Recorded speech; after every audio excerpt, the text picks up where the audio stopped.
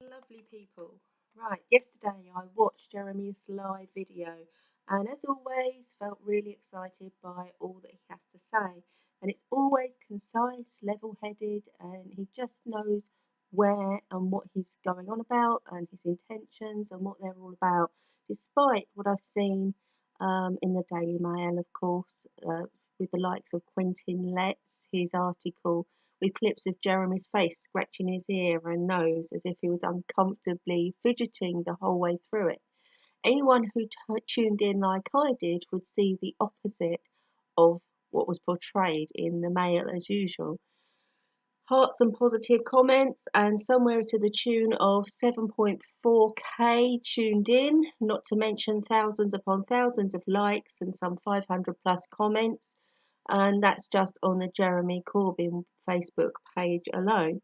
It gives me further hope for a future that is just one live video. If one live video can bring that amount of people flocking, then we've got a great future ahead, I think. In this year since Jeremy Corbyn has been leader of the Labour Party, the sales of the most popular right-wing rag has plummeted. A belief in the Tory mouthpiece BBC has waned, and the membership of the party has more than doubled. So that's something very exciting and something to be excited about. This has happened without the support of the majority of MPs, even though the support from the Labour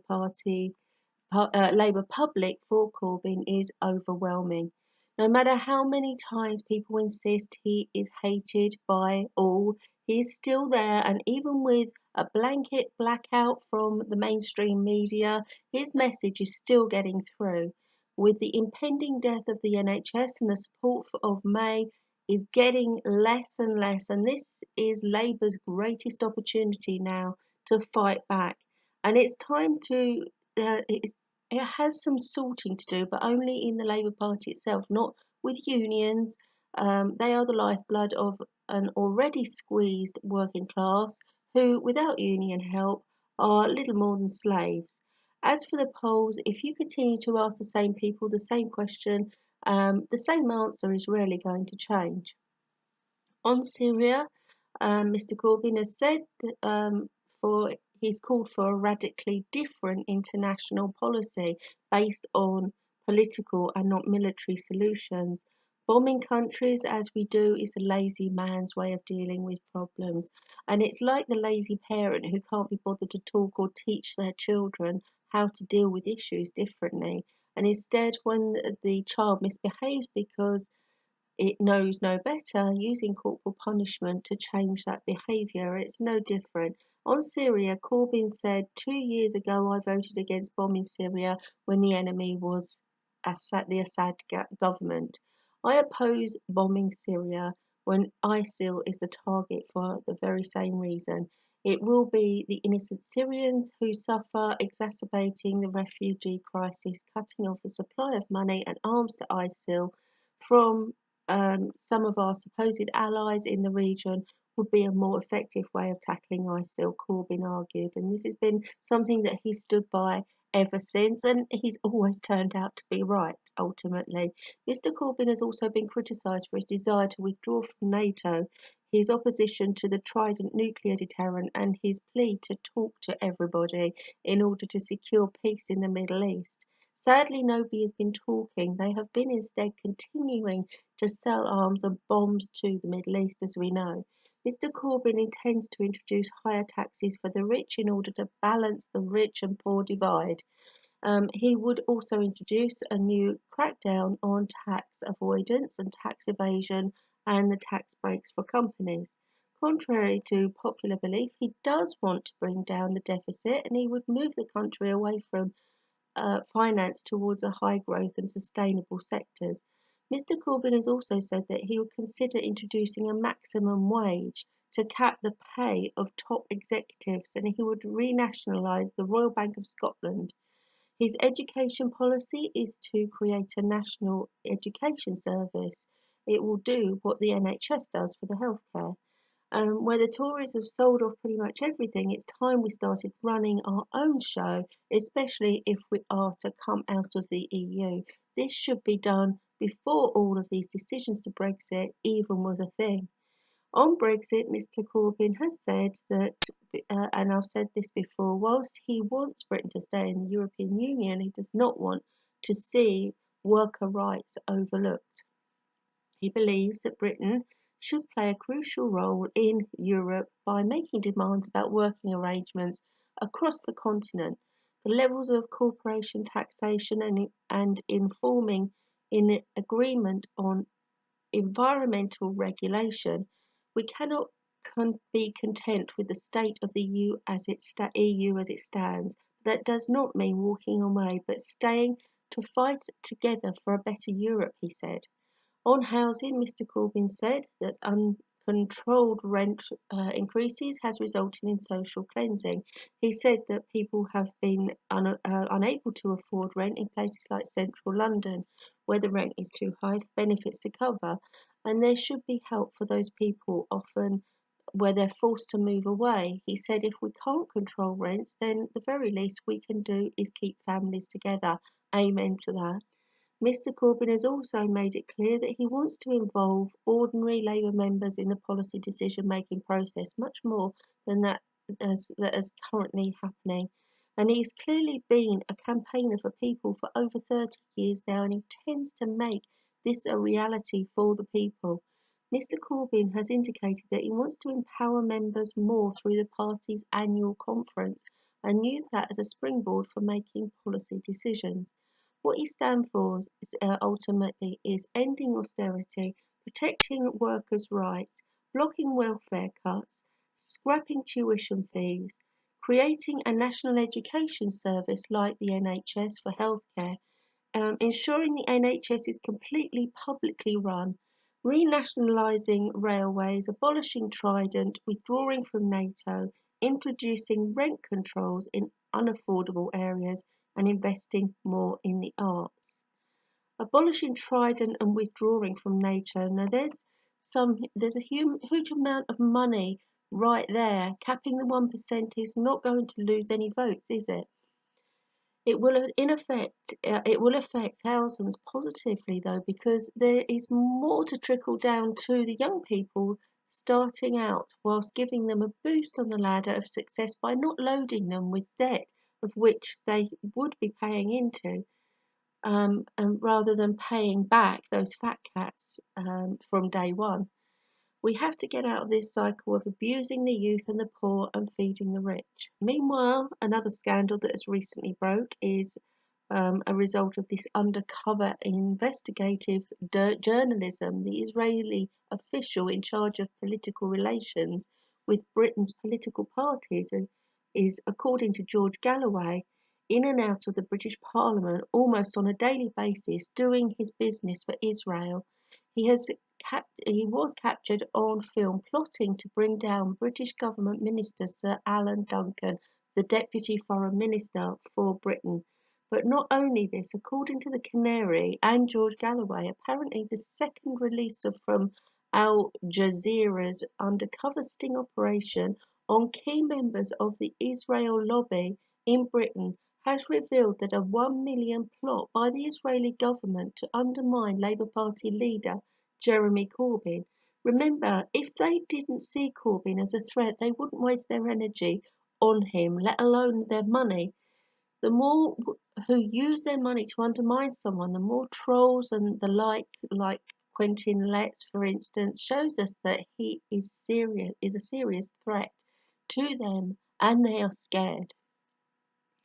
Decent people choose truth and honesty over a pile of money, and the British people will prove that what honest people we are by backing the right man, regardless of how many try to undermine him. Where on the other side there's love and care of the people, not how much money we can get out of them. And I'm beginning to wonder if there is a split in evolution between two very different types of people, those who remain chasing money and those who want a world built on care and empathy for other human beings. These two different types of people, if split into two groups and one placed on one half of the world and the other placed on the other half, we would, I can assure you, see in no time at all the half of the world where the money chasers reside, that world would soon be divided in half again by the rich-poor divide, rather like this world is right now, and there would be wars, and that half of the world would soon be seen destroying themselves just as we are right now.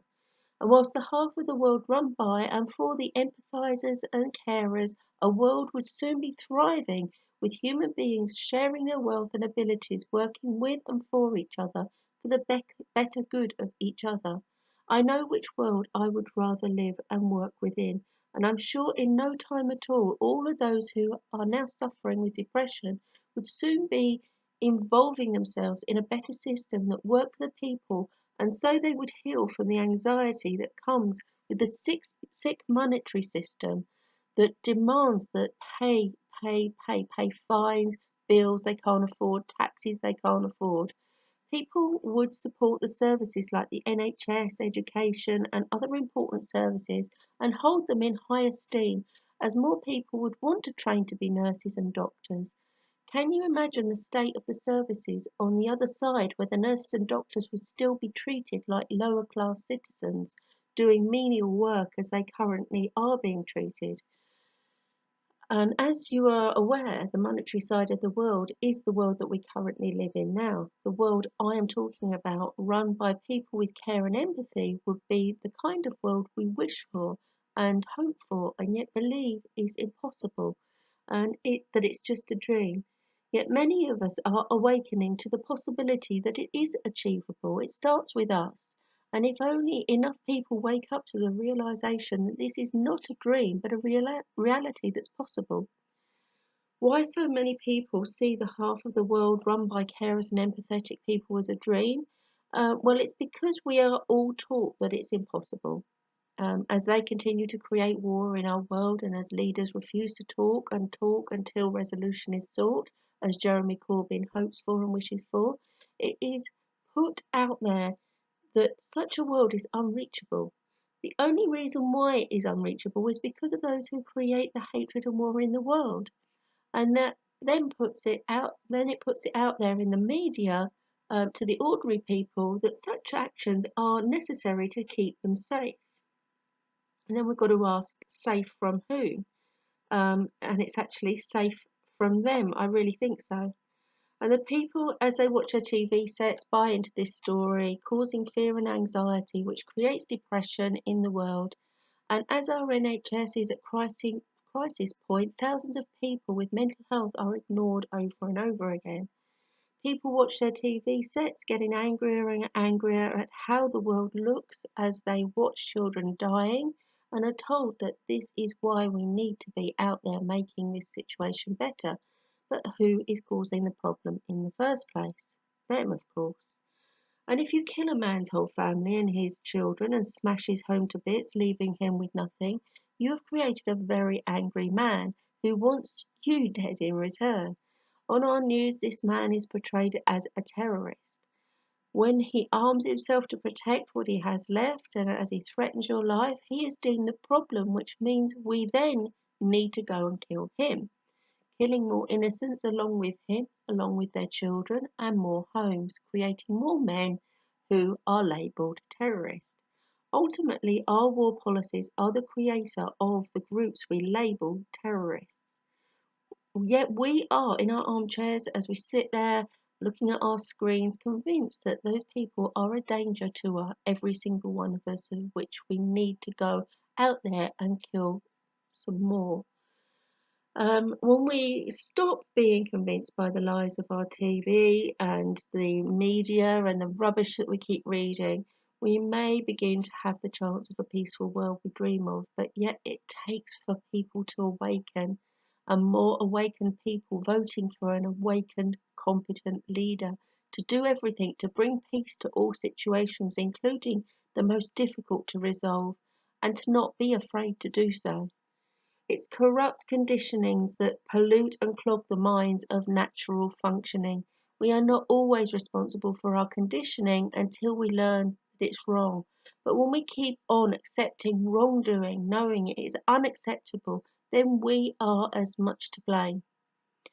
It takes men and women with guts who will not fold under pressure, and we send out all of these troops and soldiers that are supposed to be trained not to have the guts to actually stand up to those that create the fear, but they're actually being taught that the wrong people are the ones that are there, are the problem.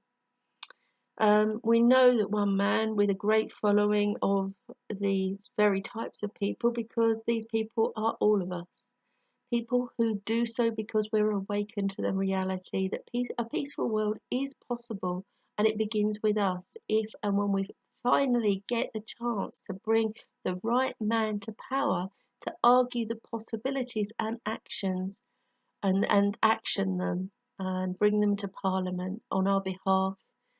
Of course, warmongering types like Blair and the countries like Israel will fight against this peaceful version of our world, since that would mean that they would then have to drop their ego and accept that holding out the hand of friendship to those that they have portrayed to the world as their mortal enemies would then be a necessary action which would be very embarrassing to them. Human ego is the problem in our world, our politics. And it is this we who need to call for an end to the lies and the wickedness we witness in the world over. We need to wake up to the reality that we do not own land, sea. We live within one world together, and it is time to share the resources of this world equally and fairly, so that globally there is no more starvation and poverty. And know that this is a possibility when we all drop the illusion of the fear that we've been taught, to know that we do have this capability to achieve exactly that. Every war created has the potential for its opposite to happen, and that starts in the actions of the people and the minds of the people and the thoughts of the people.